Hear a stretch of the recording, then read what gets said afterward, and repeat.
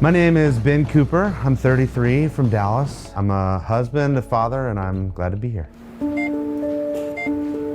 Right after Thanksgiving, I had 4 heart attacks within the span of a couple days. I had a 99% blockage in what's called the widowmaker artery.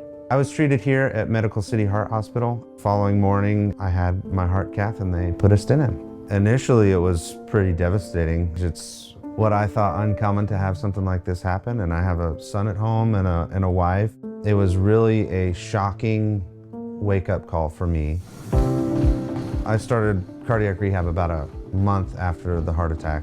As things kind of progressed, I talked with my exercise physiologist of like, hey, can we do a 5K at the end of this? Like, can we make that the goal? I want you to go up and I want you to jog.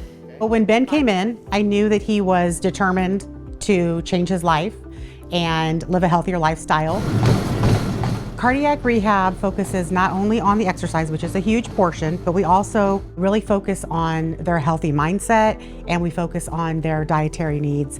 We're mixing in a little quinoa in this too. Every patient that comes through here has 45 minutes of education every day along with their exercise. Doing great. He definitely wanted to challenge himself, but that's when we started talking about the 5K, and I said we can definitely do that. And then he did it, and like even the other patients in the class, they were so supportive of him and happy for him, patting him on the back, good job, way to go. So he was excited. Erica's great.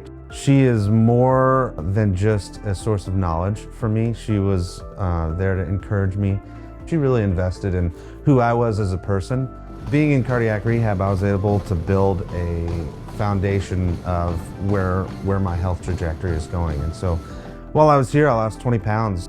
If I didn't have Medical City Heart Hospital, I don't know that I would have a good direction as to where that would be. And so I'm just really thankful for this place.